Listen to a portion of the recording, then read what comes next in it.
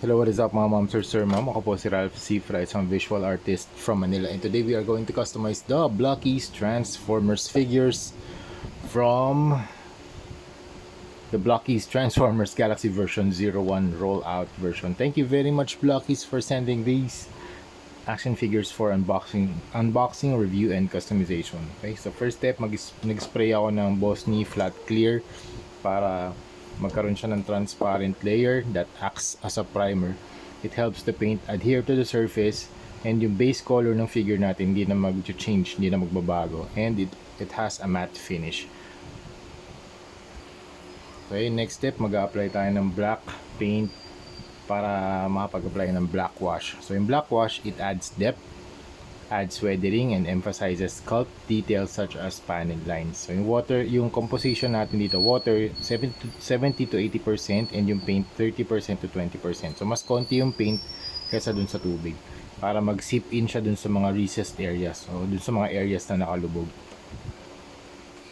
Itanggalin natin yung figure, baklasin natin para mas mapag-paint tayo ng maayos, walang nakaharang. Ayan, try lang natin wash. Let it sit around mga 5 seconds siguro. 1, 2, 3, 4, 5. Tapos magkakaroon na yan ng black layer.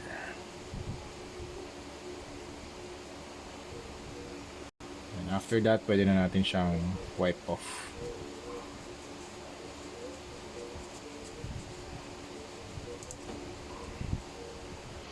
Yan, okay, okay na to, after ng black wash, one layer lang yung ginawa ko. Kung gusto niyo pang mas darken, pwede pa kayo mag-apply ng additional layers. Okay? So let it dry, let it cure. And then next na step natin, mag-apply na tayo ng silver dry brushing using Vallejo Metal Color silver paint. So sa dry brushing naman, it is a painting technique in which the brush holds a small quantity of paint that is applied or dragged across the surface. It adds weathering, highlights, and emphasizes details of the sculpt. So yan, gagawin na natin siya ngayon. Start tayo dito sa kanyang gun.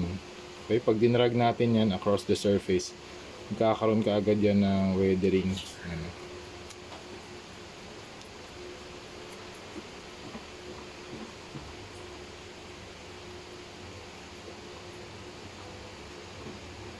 Ayan, tanggalin ko muna yung kanyang body para makapag-weather tayo. Ayan, kahit itong legs, tanggalin natin.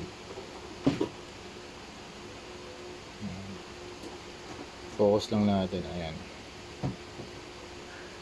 So mas nakikita yung weathering sa, or yung silver dry brushing sa dark na mga parts.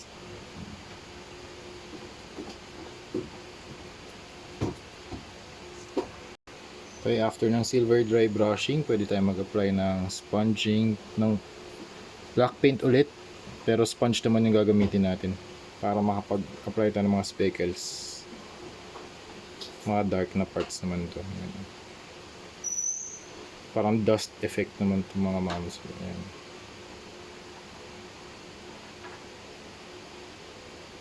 Mas kita siya, mas may contrast kapag yung nilalagyan natin ito mas mga lighter na parts.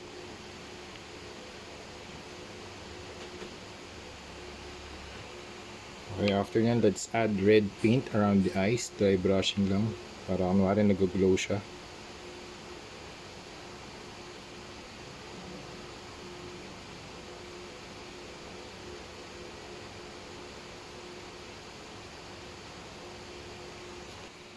And then mag-add lang tayo ng white dun sa loob ng kanyang eyes para mukha siya nag-glow.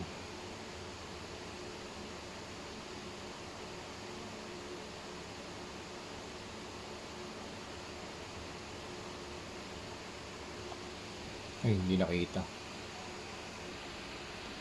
Alright, done na tayo mga ma'am, sir, ma'am. Ito na si Megatron. Thank you again very much. Thank you very much again, Blockies for sending these Transformers figures for customization purposes.